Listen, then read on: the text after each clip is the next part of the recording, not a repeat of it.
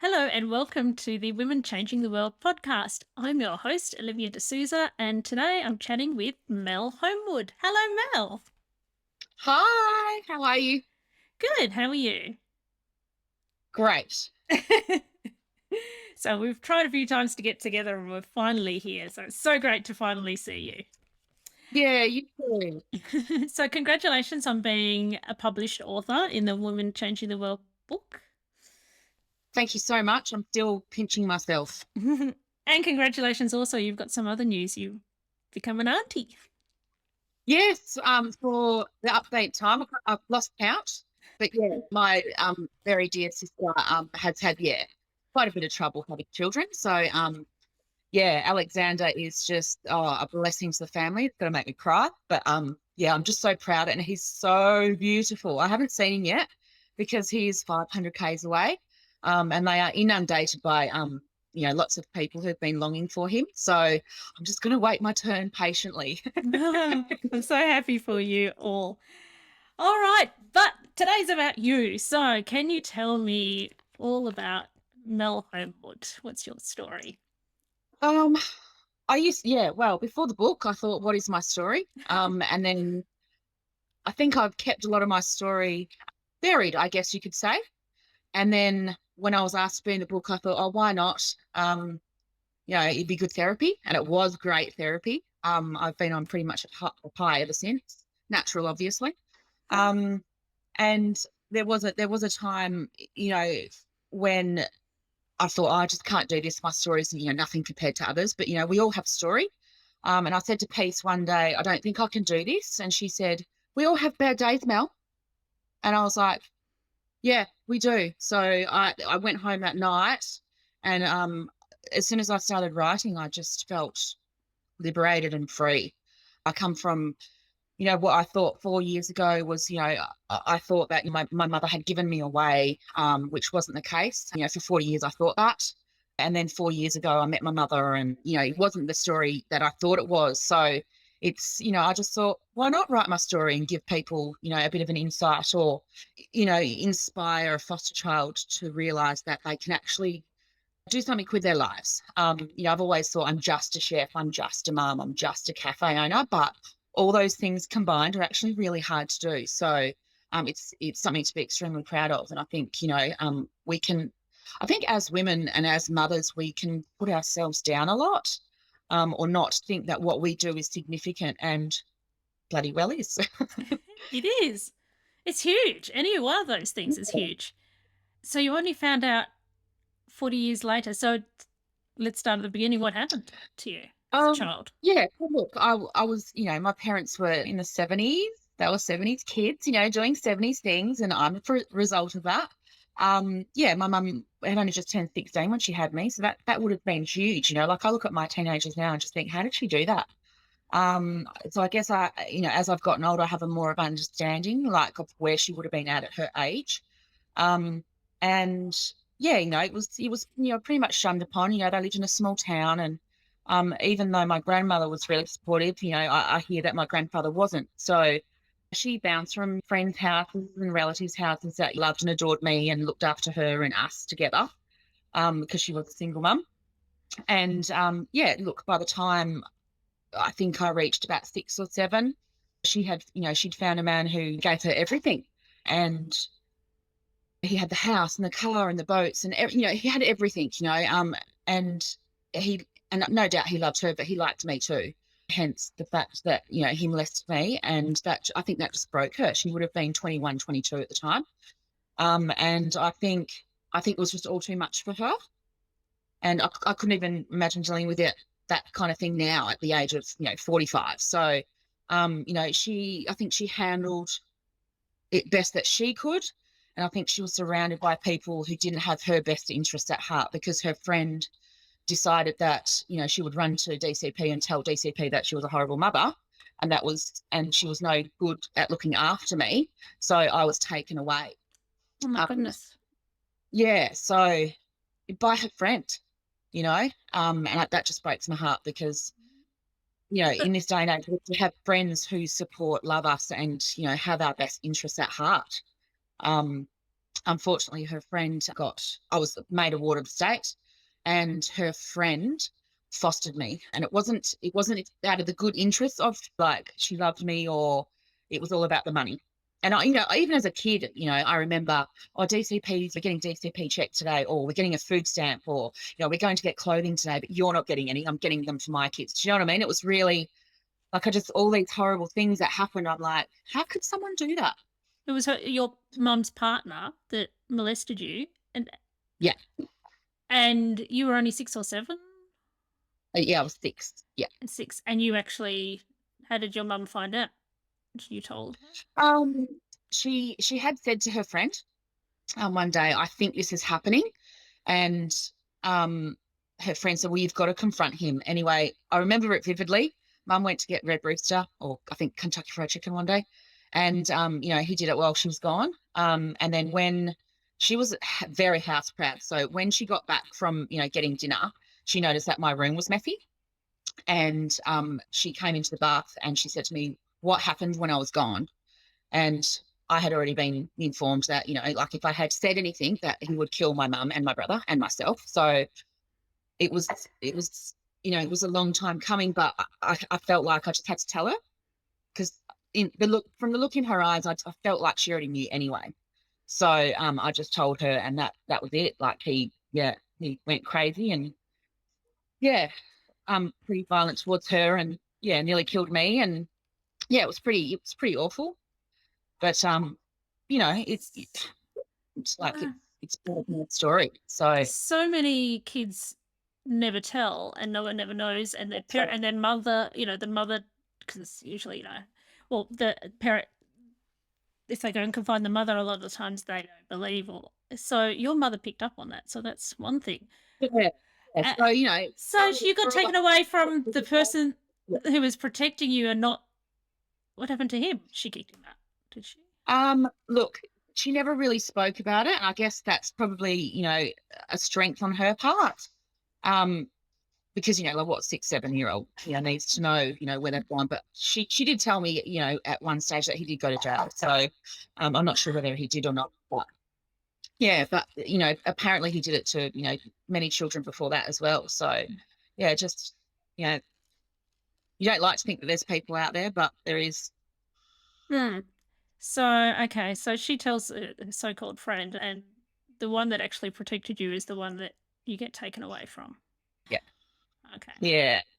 But this is early 80s. I think DCP and a lot of those organisations have come a long way. And like I have friends who foster children, and they're absolutely beautiful people. But you know, deep down in my heart, I'm like, oh, there's just people out there who use these children for their own benefit, and it's not right. Like something has to be done. What next in your story, Mel? Yeah, look, so I was in a like I went to a couple of foster homes, but mum's friend ended up, getting full time foster care of me. And it wasn't all bad, like I have, even though I don't talk to that immediate family, like all the family that I met along the way who have, made me their own are still my family. So, I'm proud to be loved by not only a biological family, but a foster family that extends far and wide. Like they've made me who I am today. And as for your biological mother, you didn't Yeah. see her. You didn't see her for 40 years, was it? Or Um, what happened Look, there? there was definitely a wedge put there from my foster mother. And I think, like finding out a couple of years ago when I did meet her, to hear to hear her side of the story, I think she was just, I think there's a lot of shame there, like she couldn't protect me as a mother. B, I was taken away, even though she tried. But, obviously because she was so hysterical about her child being taken away, that was also looked down upon by DCP as well, because that I guess you could say my foster mother loaded the gun. Hmm. Yeah. Wow. Um, and made everyone else look bad for her benefit. And there's a lot of good times that I've had, like I had in the foster home.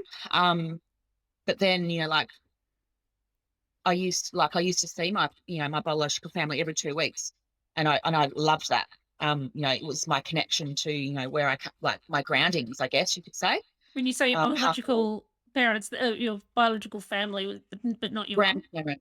Right. Yeah, I used to like we used to live an hour away from my grandparents in my foster home, and DCP would send a taxi every second Friday, and I would go to my grandparents' house for the weekend, and I'd see all my family, obviously except for my mum, because with everything that went down, she moved away. She just needed to get away from, I guess, everything that reminded her of what once was. Wow. Yeah, Mm. but my grandparents were amazing, especially my nan and my nan and my great nana. Half the reason why I decided to write in the book. They were amazingly strong women, and I've got to realize that I'm one too. So Mm. yeah, that's why I decided to write my chapter. Wow. That's amazing. So unjust. And your mum, to me, sounds like she did better than most stories I hear about. I just hear about how I was only saying this the other day to the other Mel that I interviewed who does Oh, that's clever.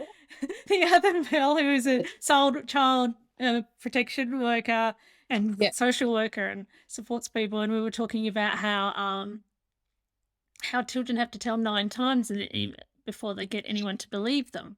You didn't even have to yeah, tell, and your mum did the right thing. That's yeah, heartbreaking. Oh my God. yeah. Ah, Yeah. all But right. well done. I heard so.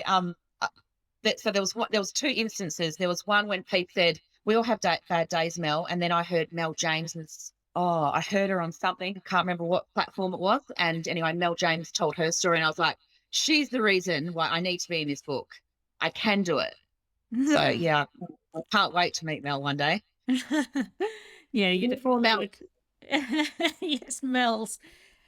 Ah, pure honey. That's what Mel means, right? Do you know that? Mel means honey? Yeah, Yeah, honey bee. honey Yes, bee, yes. yes. I have a cup that says Melissa in the explanations from my nana, and she bought it for me when I was about 8, and I still have it. So you are honey. So honey, I don't know if there's anything you want to share in the book. I guess I'm wondering what happened. You eventually grew up and Yeah, you look, would have had to have some interaction with that foster mum of yours and work. And yeah, I don't look, know, it came to a head or what happened? I went, so I started my apprenticeship when I was 16. I actually didn't want to be a chef. I felt like I was pushed into it. Luckily for me, I'm really good at it and own my own cafe, and chef in it. Currently chefing with a broken toe because I'm trying to always do 10 things at once and I need to slow down. Um, But look, for I think for a very long time I wanted to prove my foster mum wrong because she once said to me, "History will repeat itself with you, Melissa," Hmm. and that just made me feel sick. I have protected my children best I can. I've got a 19-year-old who doesn't even go out clubbing or drink. My 14-year-old, 14-year-old is, she's sassy and she's very strong. She has her issues, and the last 2 years have been very hard, but you know, for my like, I've never told my children my story. So when my daughter read my chapter, she was just like, Hmm. because she has been so well protected and loved and cared for in our small unit that she didn't know that there was people out there like that. So, writing this chapter has just been good on so many ways. But yeah, look, when I turned, I didn't never told anyone what was happening in my foster home because I guess I was already ashamed of being broken from the home that I came from. And then, like going to a home and then being, mentally, physically, and emotionally abused by my foster mum, I just thought, I'm absolutely broken, and who's got to listen to my story? Like, it's so shameful. When I started my apprenticeship when I was 16, the physical abuse never stopped. Like, all of the abuse never stopped, really. And then one day, before work, I remember I hadn't done the washing or something, like I'm working 38 hours a week. My foster mum sits at home doing nothing. Um, and I remember waking up one morning and she bashed my head against a brick wall so hard that I was just like, you know what, just kill me. Like, I'm done with this. Like, I don't want to live this life. And that was the day I caught the bus to work and I told my chef everything. And I said, I've never told anyone my story, but this is what's happening. And he was like, bring one of your friends, get in the car, go home, get your stuff and get out of there. And I did. And that's when I was 19. Son's 19 now. So I'm like, and still living at home. Do you know what I mean? Like, Yeah. in a safe place. So I'm like, I don't care if he doesn't stop going anywhere or doing anything. He's under my roof and he's safe. Like, me at that age was so different. So Yeah, I'm still to this day looking for that chef to, thank him for his help, because he was just the one that pushed me to get out of it. Like it's not normal. Like these instances aren't normal. That life wasn't normal. So, and like I've suppressed it and buried it and not thought about it for so long. And writing the book, it just brought everything to the surface that made me feel like it wasn't my fault. Like I didn't ask for any of that. Like I was just a child. Hmm. Um, so I'm proud to be in the book, and I've only read 3 chapters so far because I'm so busy working 6 days a week, but I can't wait to read the rest and just be inspired by, so many other women. It's amazing, and it's just bringing home how important it is, right? It's Yeah. not a small thing, it's a huge thing that you're telling your Yeah. story and that so many people are, because we need to know things like believing children, and your mum did the right thing, but yeah, people need to know so that we can do better. They might be little, but they have voices too. And Mhm. I think we need to encourage them, to believe in themselves from an early age. Otherwise, you end up with people like me who, suppress and bury and, have, so many issues through life. Like, I've been with my husband for 20 something years, and every 5 minutes I'm like, is he cheating on me? Is he got what, do you know what, it just causes so many issues in life, these little things that happen to you when you're a child. And if we don't deal with them, then we're not dealing with life. Yeah, it affects everything else, and um, it's interesting for me to notice that you were saying, yeah, the shame that you talked about, and it's just interesting how the wrong people carry the shame, the innocent Yeah, ones. yeah, yeah, yeah. I didn't think about that. Yeah, yeah, So, yeah. That, yeah, so I would hope that anyone reading your story, I mean, there'll be a lot of people who read it who it'll hit. There'll be parallels to their own lives, and hopefully, they will realize that the shame you felt obviously wasn't it's deserved, and maybe, warranted. and that applies to other people as well. Exactly. Oh, wow. So, was there anything else in the story that you share that you? Look, and I guess my story is more about A, not being ashamed, B, believing in what you do. Like I always thought, well, I'm just a chef, like it's a male dominated industry and like I have no place here, but that's how I felt most of my life. Hmm. Um, but I feel like since writing my chapter, I've found my place. So that's, it's so good. But, I think I wrote it in my chapter, like I've run around trying to be, the best that I can at what I do and how I do things to prove other people wrong. Hmm. But at the end of the day, like I'm not proving anyone wrong. I'm doing it because I love what I do. And I want to show my kids that hard work pays off. Like I've been working really hard since I was 13, and I'm 45 now. Don't know where the time went, but like I think people, especially teenagers these days, they've got to realise that what you put in is what you get out. I've owned this business. Like I've owned my cafe for 3 years, and it's been one of the hardest things I've ever had to do because not just because of the business side of it, but because I've got 2 teenagers, one being a girl, and what we've been through in the last couple of years is just insane mentally. Um, but I've carried that, and I've carried, husband working away, and I've carried the ins and outs of business, and I'm still here. And now I'm on a podcast. I've written a chapter in a book. I've won awards. I've won Business Person of the Year here in Albany. And it's about time that I'm bloody proud of myself. Like it's the first Yeah, time in my life that I can say that and actually mean it and know that I deserve it as well. And I absolutely, you think, do. yeah, a lot of people, just, plod along in life doing all these amazing things and, never realize how special they are. About time you realised. I guess you weren't really told very much by the sounds of it. You had to figure it out yourself. Mm. Yeah. Do you have a relationship with your mum? Yeah. So we met, it was funny actually, because like I got her number and, we were texting a little bit. We've had a few hiccups along the way. And I think that's just, those past feelings come back up for both of us. Hmm. And I think they become really overwhelming for her. Yeah. I'm just, what, let's just take it as it comes. If it works out, it works out. And if it doesn't, it doesn't. At least we can say that we've tried. I don't care about the past. I don't care what's happened. All I care about is the future. And I've tried to tell her that several times. But, so we've had a few hiccups, in the last couple of years. But then we met a couple of years ago and she goes, oh, I've only got 2 hours, like, I can't see you for too long. And I was like, no problem whatsoever. 4 hours later, I'm like, I actually have to go. So it was a really good 4 hours of, oh, thank you.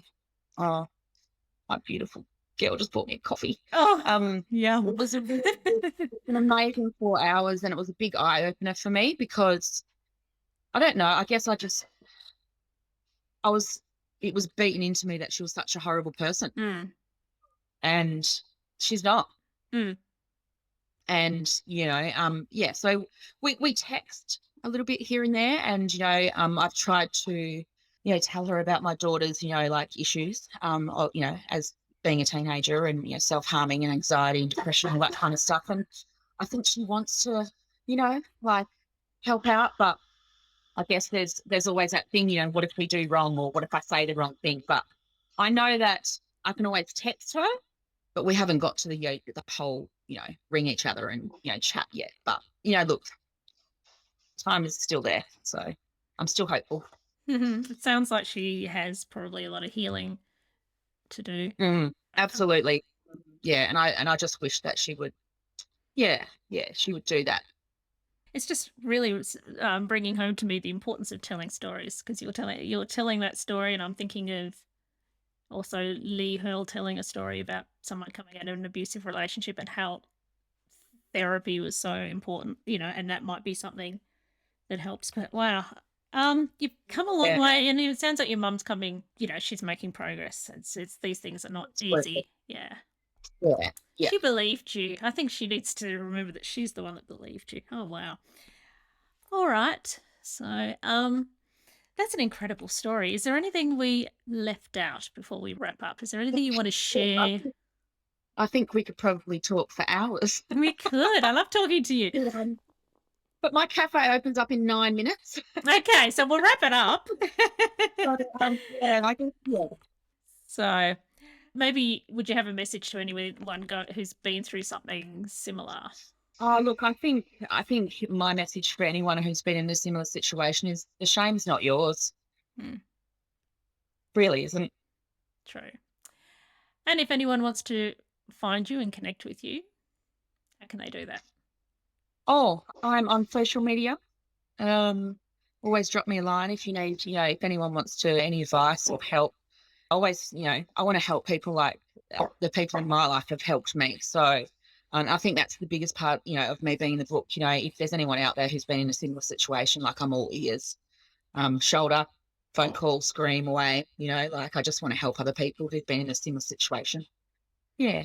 Okay, so they just look up, was it the Alkaline Cafe? Was that right? Yeah. So I own the Alkaline Cafe, and I think you'll find me on social media as Melissa Judy, because my nana's name was Judy. So All right, we'll get the links. We'll put them in the show notes, as well as where to get the book. So thank you so much. You go open your cafe.